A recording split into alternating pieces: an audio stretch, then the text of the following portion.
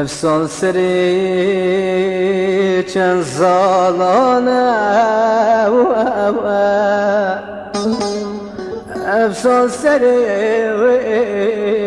چند سالانه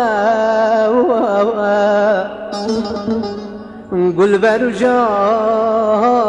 خجوری قرآن میگه تبیانوی